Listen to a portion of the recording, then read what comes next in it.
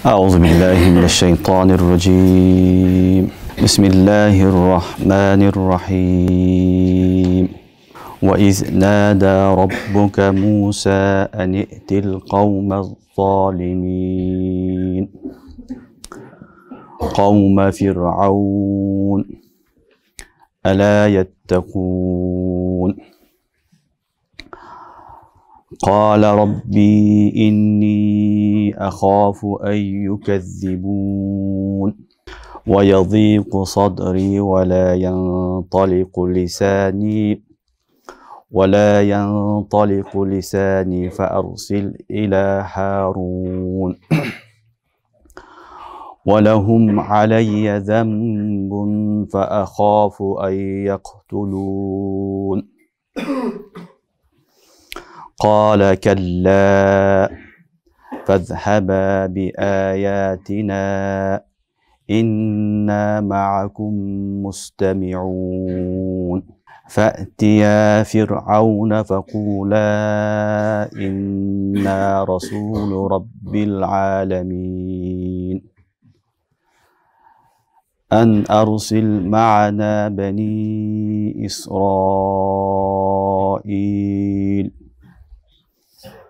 قال ألم نربك فينا وليدا ولبست فينا من عمرك سنين وفعلت فعلتك التي فعلت وأنت من الكافرين قال فعلتها إذا وأنا من الضالين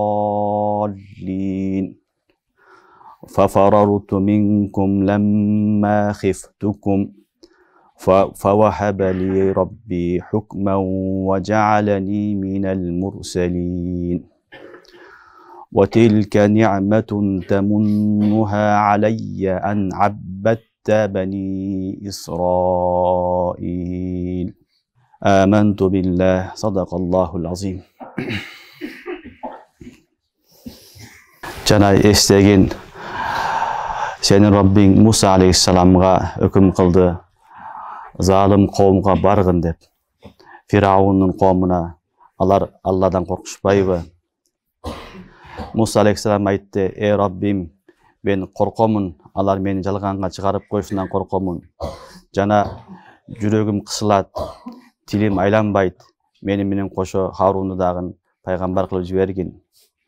Жана мен алардын давасы боюнча мен алардын астында күнөөкөрмүн. Алар мени өлтүрүп салышынан коркомун." Аллах Таала айтты: "Андай эмес, эч качан андай болбойт. Баргыла, можизалар менен чогуу баргыла. Мен силер менен чогумун, силерди угуп турамын." Барып айткыла Фираунга: "Биз Раббил Аламинин, Алланын тарафтан жиберилген элчибиз деп. Биз менен кошо Бани Исраилди жибергин." Ошондо Фираун айтты: "Биз сени кичинекей кезиңден алып тарбияладык. Бир нече жыл биз менен чогуу жашадың. Жанакыларыңды кылдың. Эми сен бүгүн жакшылыкты жамандык менен кайтарып атасың."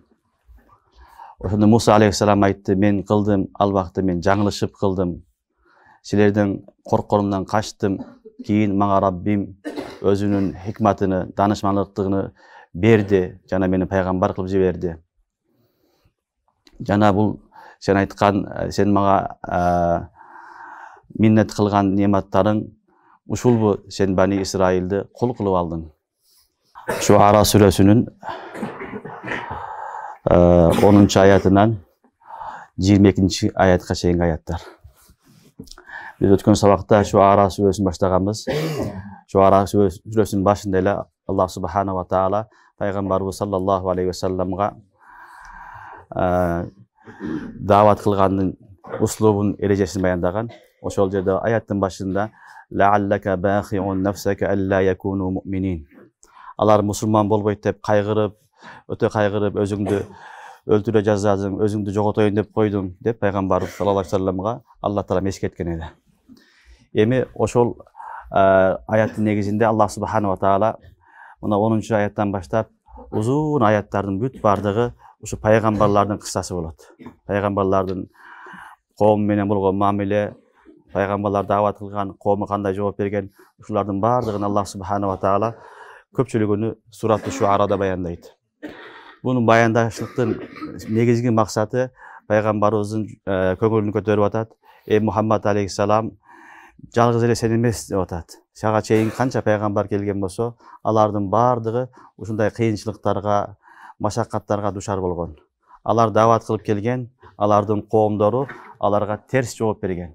Аларды дароо эле иман келтирбестен аларга каршы душман болгон, уруш кылган. Ушулардын баардыгыны пайгамбарыбыз эскертип атат. Демек сен эле эмес, сен Курейш коому иман келтирбесе кыжалат болбо. Бул пайгамбарлардын жолу ушундай. Пайгамбар болуп жиберилген пайгамбарлар баардыгы эли менен, адамдары менен ушинтип күрөшүп келген деп Аллах субханала ва таала пайгамбарлардын кыссасын айтат. Биринчи окуп аткан аятыбыз бул жерден Фир'аун менен Муса алейхиссаламдын коому. Андан кийин Аллах субханала ва таала Ибрахим алейхиссаламдын коомун айтат. Андан кийин Аллах субханала ва таала Ад коому, Самуд коому, Шуайб алейхиссаламдын коому, кыскасы коомдордун баардыгыны Аллах субханала ва таала кийинки аяттарда айтып, булардын баарынан максат жөн эле аңгеме, жомок өткөн тарых эмес бул. Болгон нерсе хакыйкатты баяндап атат. Ушулар аркылуу пайгамбарыбыз саллаллаху алейхи вассаламга, пайгамбар аркылуу бизге чоң бир услуп, чоң бир үлгү, эреже баяндап атат. Ар дайым даават кылуучу адам айсса эле 100% элдер кабыл кылган эмес. Алардын ичинде кабыл кылганы болгон, кабыл кылбаганы болгон. Демек, максат Аллахтын жолуга чакыруу, динге чакыруу, ал хидаят берүү Аллах субханала ва тааланын өзүнүн иши. Муса алейхиссалам Кур'ан-ы Керимде эң көп айтылган пайгамбар. Пайгамбарыбыз саллаллаху алейхи вассаламга караганда дагы Муса алейхиссаламды Алла таала Муса деп атаган аяттар аябай көп. Кур'ан-ы Керимде 11 сүрөдө ушу Муса алейхиссалам менен Фир'аундун кыссасы баяндалат. Өзгөчө мына өткөн сабактарда Сурат Тахада окудук. Андан кийин мына Шуарада, андан кийинки Суратул Кыссас илахирихи ушу сүрөлөрдүн баарында бит тафсил баяндайт. Демек, Муса алейхиссалам дагы аябай көп коомундан аза чеккен. Аябай көп кыйналган, наразы болгон, бирок сабыр кылган. Сабыр кылып, өзүнүн милдетин аткарып, коомуга пайгамбарлык жеткизди. Сен дагы сабыр кыл, сен дагы коомуңа жакшы мамиле кыла бер, хидаят Аллахтын колунда деген максатта Аллах субханала ва таала Муса алейхиссаламды өтө көп эскертет. Эми бүгүнкү аятта ва из нада раббука Муса анитил каумаз залимин. Жана эстегин, узкур, нада раббук, чакырды, нида кылды, буйруду Раббиң Мусага анитил каумаз залимин, залым коомго баргын деди. Муса алейхиссаламды Аллах субханала ва таала Тур алып барып, Тур тоосуна, ошол жерде пайгамбарлык берген. Тур тоосуна барып, ошол жерде Муса алейхиссаламга пайгамбарлыкты берилген. Ошол жерде Алла таала көрөмүн деген. Аллах субханала ва таала валакин унзур иля жабал фа ин истақарра макана фасауфа тарани деген аят түшкөн. Шажарада нур чыккан, ошол жерде Аллах субханала ва таала менен сүйлөшкөн. Ошол убакта Аллах субханала ва таала Муса алейхиссаламга өкүм кылып айткан, сен залым болгон Фир'аунга баргын деген.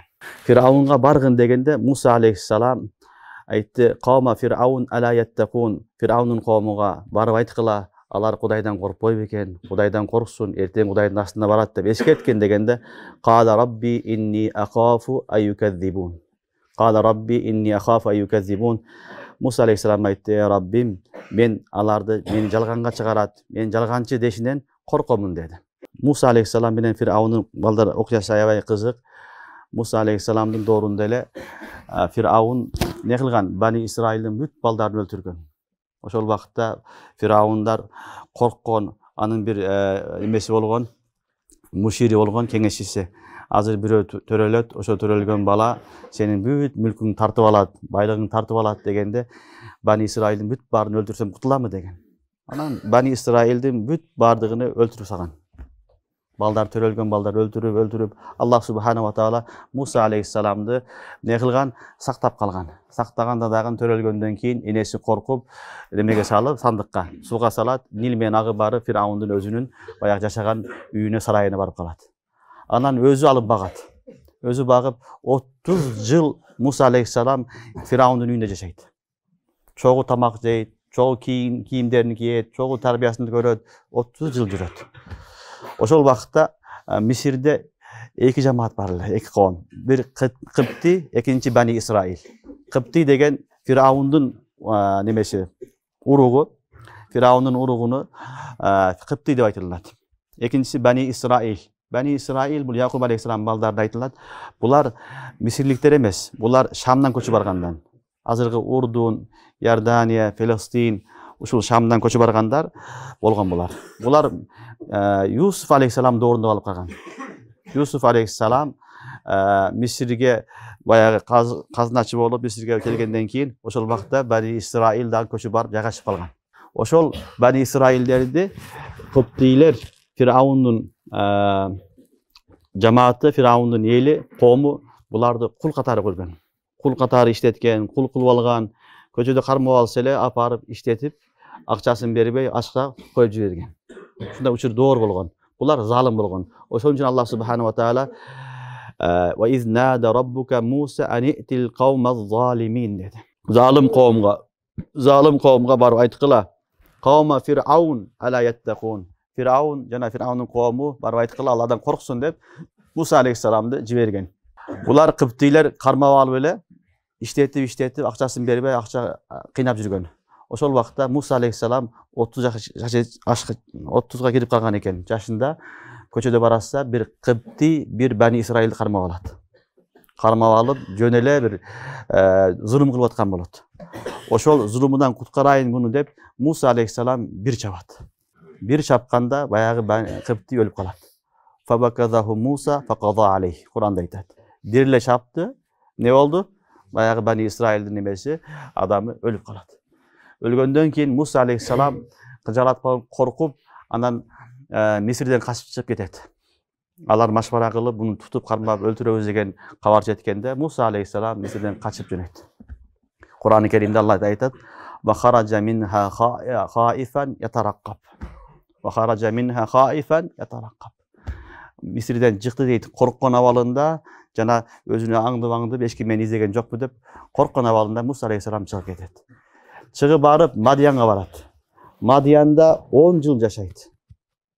10 жыл жашайт. Ал жерде бай Шуайб алейхиссаламдын кыздарына жолугат, анан Шуайб алейхиссаламдын кызын алат. Анан ошол жерде жашап 10 жылдан кийин Аллах субханаху ва таала 40 жашка жеткенде Муса алейхиссалам 40ка киргенде Аллах субханаху ва таала Муса алейхиссаламга пайгамбарлык жиберет. Ошол Тур Синада болот. Пайгамбарлык жиберет. Ошол жердеги буйрукта Алла таала айтат: "Ва из нада раббука Муса ан итил каумаз залимин." Жана сенин Раббиң Муса сен эстеген Мусага Раббиңдин берген буйругуну ан итил каумаз залимин, сен залым коомго баргыла. Фираун анын коомуна ала яттакун, аларга айткыла, Кудайдан коркушсун. Кала Рабби инни ахафу ан юкадзибун. Ошол учурда келгенде Муса алейхиссалам айтты: "Эй Раббим, мен баргандан коркомун. Себеби алар мени жалганга чыгарышат. Мен жалганчы дешет, ошон үчүн мен бара албаймын" деди. Ва язиqu sadri ва ла yanталиqu lisani fa arsil ila Harun. Жана кала берсе менин жүрөгүм кысылат. Тилим дагы жакшы эмес, жакшы бурулбайт. Мени менен кошо Харунду дагы пайгамбар кылып жибергин деди. Кала Рабби инни ахафу ан юкадзибун дегенден уламалар айтат, бул коркуу табиятында, инсандын табиятында. Коркуу ар бир адамда болушу мүмкүн балдар. Пайгамбарда болушу да мүмкүн. Эрте Муса алейхиссалам коркомун деп атат. Башка жерде дагы келет, көбүнчө келет. Демек, пайгамбарлар дагы инсан эле болот. Биз сыяктуу эле инсан, инсандын табиятында бар нерсе аларда да бар. Ошон үчүн коркуу болот. Ошон үчүн коркууду Муса алейхиссалам ачык айтты. Мен коркомун, алар мени жалганга чыгарат деди. Анын себеби кече эле биз менен чогуу жүргөнсүн. Бизде келип агып азыр айтып атат, айтат Фираун. Биз менен жүрүп эле, мен сен барып эле тоого чыгып кайтып келип эле пайгамбар болуп калдым дейсиңби деп, мени жалганга чыгарат. Алар ишенбейт. Ошон үчүн мени менен кошо Харунду дагы чогуу пайгамбар кылып жибергин деп Муса алейхиссалам талап кылды. Демек, коркуу бул инсандын табияты.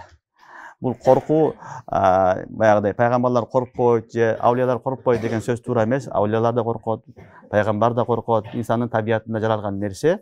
Бирок булар Аллага тафаккур кылышат. Allah'a söönüşöt. Ошон үчүн Allah subhanahu wa taala аларды ар дайым корккон учурларда өзүнү чогуу, мен силер менен чогумун, мен нусратым, жардам мен силер менен чогуу деп эскертип турат. Qala rabbi inni akhafu yukazzibun wa yadhiqu sadri. Мен алар жалганга чыгарышынан коркомун, жана wa yadhiqu sadri. Жүрөгүм дагы кысат, көдөрүм кысат деген сөз. Баягы алар жалганга чыгарганда мен кыжаалат болуп, менин жүрөгүм кысылат деди.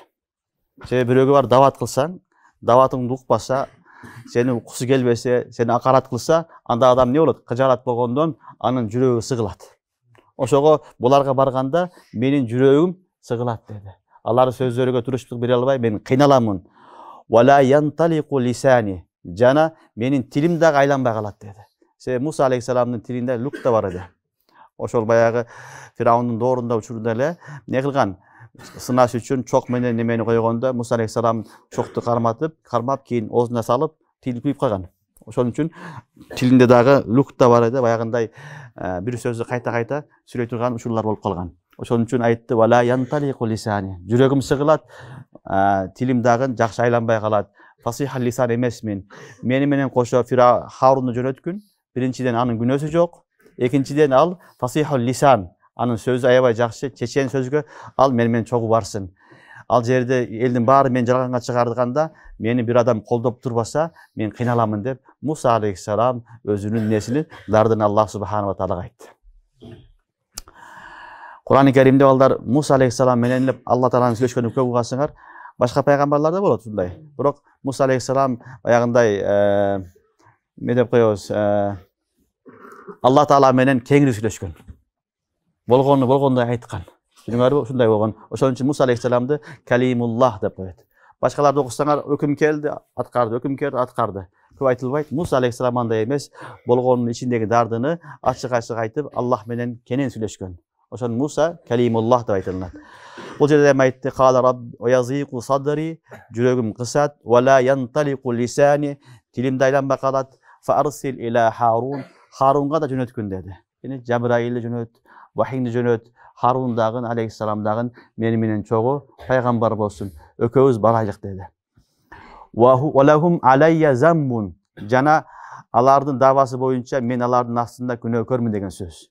Fa akhafu ay yaqtulun. Мен алардын мени өлтүрүп коюшунан дагы коркомун деди. Бул экинчи себебин айтып атат. Биринчиси мен өзүм барганда жүрөгүм кысып, тилим айланбай калышы мүмкүн деди.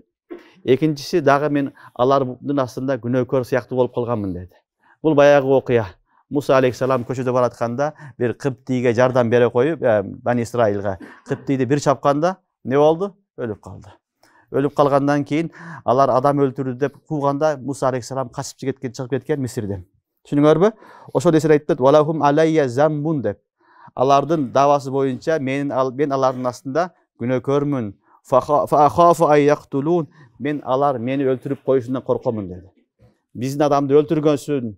Эми келдиңби сен дават кылып деп мени кайра өзүнү кармап өлтүрүп коюшу мүмкүн деп Муса алейхиссалам экинчи үзүрүн дагы баяндады. Бул балдар кыптийни өлтүрүп коюшлугу Муса алейхиссаламдын атайла өлтүргөн жок. Негизи бир чапсаң адам муну өлүп калбайт. Адатта өлүп калбайт менен. Боксун урсаң деле өлбөйт азыр. Туурабы? Бул ойлогон жок өлүп калат деп. Бирок ошол вакытта ошол кыптийнин тагдыры күнү бүткөн эди. Өлүш керек эле, бир себеп болуш керек эле. Муса алейхиссалам бир чапты, ошо менен өлүп калды. Фабакадаху Муса факада алейх. Өлүп калды. Бирок бул атайла өлтүргөн жери жок. Атайла өлтүргөн жок. Бул баягындай ойлобогон жерден болуп калган окуя болду, бирок ушул дагы аларга шылтоо болуп калды. Бул болгон окуя дагы кабла нубува, пайгамбар болуштан алдыңкы окуя. Пайгамбар болгонго чейинки окуя. 30 жашында болуп атат, 10 жылдан кийин пайгамбарлык берилип атат. Ошондуктан бул пайгамбар болгондон кийин бул ишти кылган жок Муса алейхиссалам. Бул пайгамбар болгонго чейинки окуя, бирок ошондо эскерип айтып атат: "Валахум алайя замбун". Алардын давасы боюнча менин боюнумда, мен аларга күнөөкөрмүн.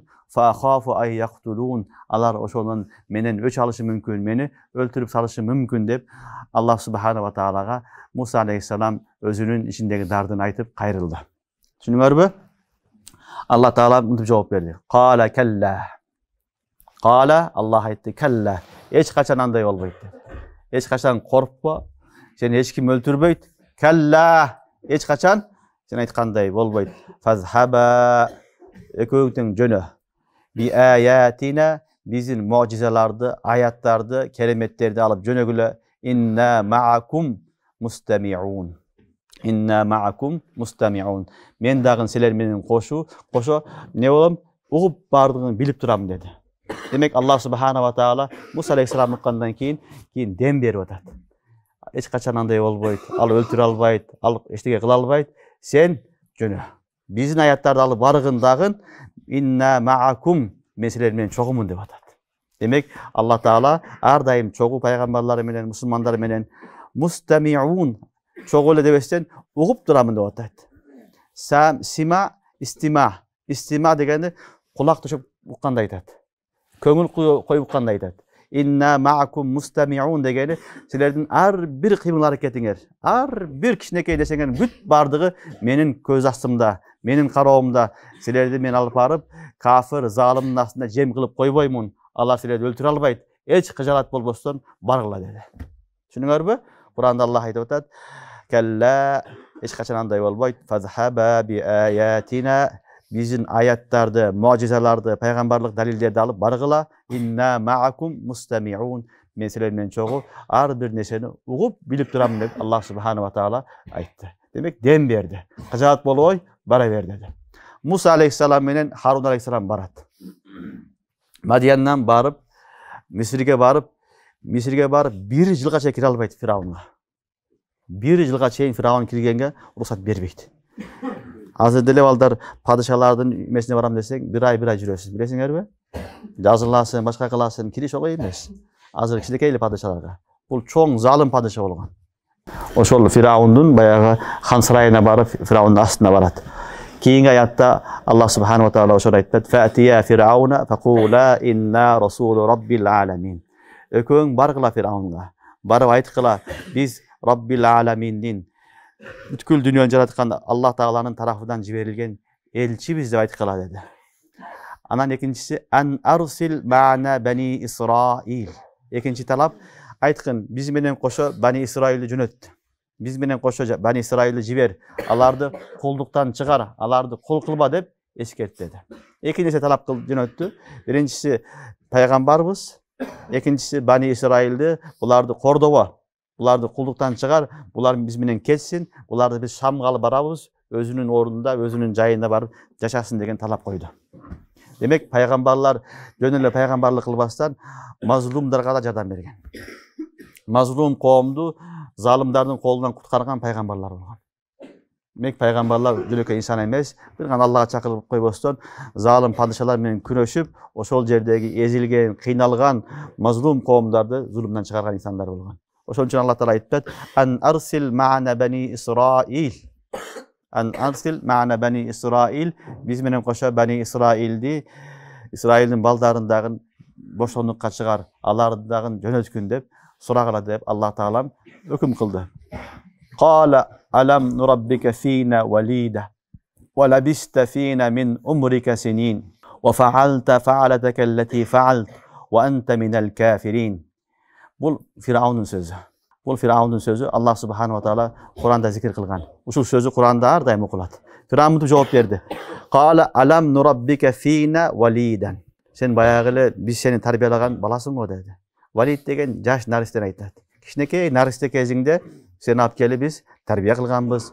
Walabista fina min umrika sinin. Жана биз менен чогуу бир нече жыл жашадың деди. 30 жыл биз менен жашагансың деди. Wa fa'alta fa'alataka allati fa'alt. Кыла турган ишиңди кылдың деди. Мен баягы адамды, менин коомумдан бир адамды эмне кылдың? Өлтүрүп салдың. Wa anta minal kafirin деди. Сен эми неаматка шүгүр кылбайсың деди. Мен ушунчалык жакшылык кылсам, ошол жакшылыкка жамандык менен жооп бересиң деп Фираун эмне кылды? Актанып Муса алейхиссаламга каршы жооп берди. Түшүнүңөрбү? Демек Муса алейхиссалам барды Фираунга, залым падышага. Башка жерде Куранда айтат: "Факула лаху каулан лайина, лааллаху ятазаккару ау яхша." Барганда ага жумшак сөз айткыла деген. Факула лаху каулан лайина, ага жумшак сөз айткыла, лааллаху ятазаккар ау яхша. Мүмкүн ал насихатты угуп кабыл кылат же Кудайдан коркуп калар деген Алла таала аят түшүргөн. Ошон үчүн залым падыша болсо дагы даваттын услубу балдар жумшак сөз, жылуу сөз. Жумшак, жылуу сөз. Ал адам канчалык чоң кафир болбосун, канчалык чоң залым болбосун, ага жаман сөз менен кайрылбаш керек. Кафир, залым, жаман сөздөр менен, лакаптар менен кайрылганга уруксат бербешет. Ар дайым даватчынын сөзү балдар жумшак сөз болот, жылуу сөз болот. Ошол жылуу сөзү менен, жумшак сөзү менен даватчы адам не кылат? Баягы мукабылда турган мухатаптын ичине кирет. Ошонун жүрөгүнө кирет. Ошон үчүн Аллах субханала ва таала бул жерде бар деп атат, башка аятта баргыла, барганда жумшак сүйлөгүлө, жылуу сүйлөгүлө деген. Эч качан бирөөдү жиркип, уруп, какшыга неме кылган, урушканга болбойт балдар. Урушуу, аны тарбиялоо кийин, медресеге келгенден кийин, аны тарбиялаш үчүн урушасың, башка кыласың. Бул тарбиянын жолу ушундай болот. Бирок бирөөдү кармап алып дават кылганда, же бир эл жолукканда, же элге кайрылганда көбүнчө жумшак сөз, жылуу сөз, жакшы сөздөр менен. Аларды кыйнабастан жакшы сөздөр менен кайрылыш керек. Кур'ан-ы Каримде "Вакула лаху кавлан лаййина лааллаху ятазаккар ау яхша" деген. Ага жумшак сөз айткыла, жылуу сөз айткыла, мүмкүн ал да Кудайдан коркуп калар, ал дагы насихат кабыл кылар деген Аллах Таалам аят түшүргөн. Анан барды, дават кылды, дават кылганда Фираун ушинтип жооп берди. Алам нураббика фина валида. Жаш кезиңде сени биз багып алганбыз деди. Себеби сууда агып келгенден кармап алган, аялын көрүп калган, аялына хадия кылган, багып алып, не кылат? 30 жыл багат балдар. Үйүндө жаткан, үйүндө тамак жеген, үйүндө кийинген, чогуу жашаган, баягы аты менен чогуу жүргөн, бүт чогуу жүргөн. Вала биста фина мин умрика синин, дагы 30 жыл не кылдың? Чогуу жүрдүң. Анан ушулардын баарыны жөн койбостон, "Ва фаалта фаалатака аллати фаалт." Жана биздин бир адамыбызды өлтүрүп да кеттиң. "Ва анта минал кафирин." Сен кафир деген бетте шүгүр кылбай турган деген сөз. Күфүр, кафирде шүгүр кылбайт ал. Сен биздин берген нематтарга, жакшылыктарга шүгүр кылган жоксуң деди. Ошентип Муса алейхиссаламга Фираун кайрылды. Муса алейхиссалам жооп берди. Кийинки аяттар Муса алейхиссалам жообу. Кала фаалтуха иза ва ана минад-даллин. Бул жерде Фираун эки нерсени айтты. Биринчи өзүнүн жакшылыгын айтты, ихсанына миннет кылды. Экинчиси кылмышың да бар деди. Күнөөкөрсүң деди. Эки нерсени айтты. Муса алейхиссалам биринчи, экинчи суроого жооп берип атат. Ва фаалта фаалатака аллати фаалта дегенге биринчи жооп берип атат. Кала фаалтуха иза ва ана минад-даллин. Мен бул ишти кылдым, ал вакытта мен жаңылышып кылдым деди. Ал вакытта мен жаңылышып кылдым деди. Муса алейхиссалам бул жерде балдар кылган ишини этираф кылды. Мойнуна алды. Ошон үчүн эң негизги нерсе адам баласы бирдекени кылган болсо, катадан кылды, билбестен кылып койду, жахалатта кылып койду, аны этираф кылыш керек. Этираф кылыш керек. Кала Рабби, Кур'анда айтат го, Алла, мен муну билбестен кылдым, кечиргин мени. Фагафара лах, Алла кечирди дейт башка аятта. Ошон үчүн Муса алейхиссалам башында эле актанган жок. Мен мындайым деген жок. Фаалтуха ва идан ва ана минад-даллин. Мен бул ишти кылдым, бирок ошол убакта мен жаңылышып кылдым. Хатаан кылдым, атайлап кылган жокмун деп мойнуна алды. Ошон үчүн эгерде бир кемчилдик болсо, бир жаңылыш иш болгон болсо, биринчи мойнуга алыш керек. Бул жакшы сыфат. Бул пайгамбарлардын сыфаты. Аллах субханала таала буну жакшы көрөт, сүйөт. Ката баарынан болот балдар. Адам алейхиссаламдан да ката болду, жаңылыш болду, шайтандан да болду. Адам алейхиссалам не кылды? Алла, мен ката кылдым, мени кечиргин. Мен тоба кылдым, тобам кабыл кылгын деди. Раббана заламна анфусана ва иллам тагфир лана ва тархамна ланакунна минал хасирин. Шайтанга болгондо шайтан кабыл кылган жок. Ана хайрун минху халактани мин нар ва халактаху мин тин деди. Ал не кылды? Актана баштады. Мен андан жакшымын, мен оттон жаралганмын, ал топурактан жаралган деп башка нерсеге өтүп кетти. Ошон үчүн эң чоң сабак адам баласы бир күнөөнү, бир ишти жаңылышып кылган болсо, атайлап эмес кылган болсо, аны актанбастан дароо мойнуна алыш керек. Менден ката кетти, мени кечириңиз деш керек.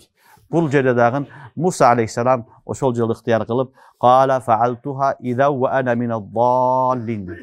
Ооба мен кылдым бул ишти, мен аны адашып кылдым деди. Заллин деген балдар адашуу, гумрах болуу, деген мааниде эмес. Бу жерде жаңылышуу деген сөз.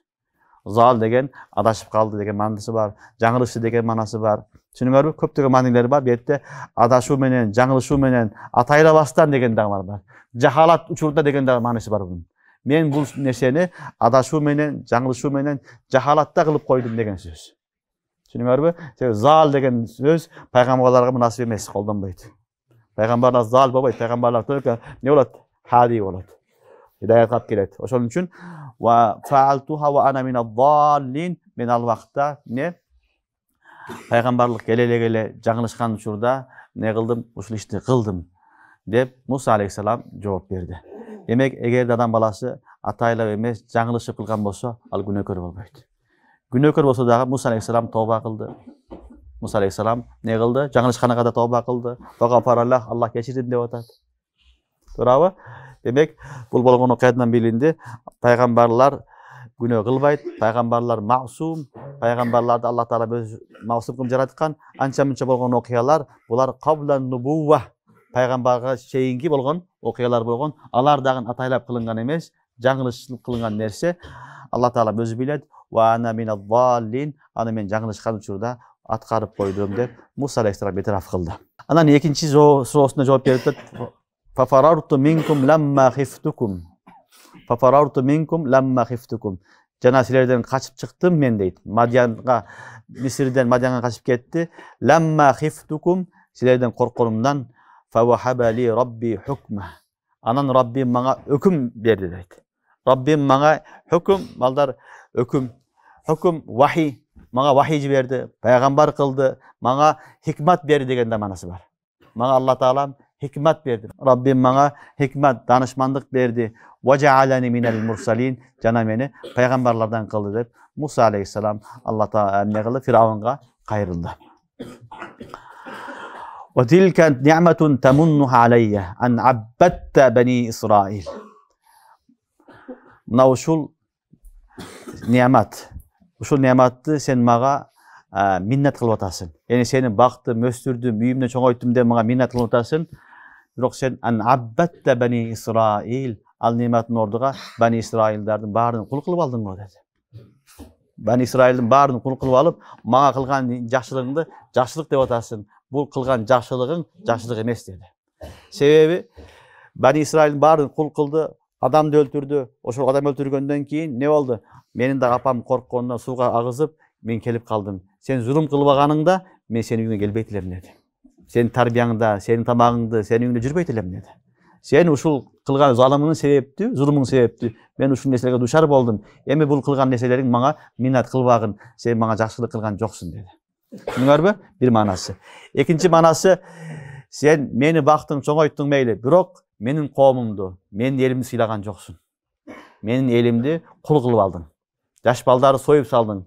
Ayalları türlü alıp kaldın. Erkeklerin bari jok kıldın, kuru kıldın.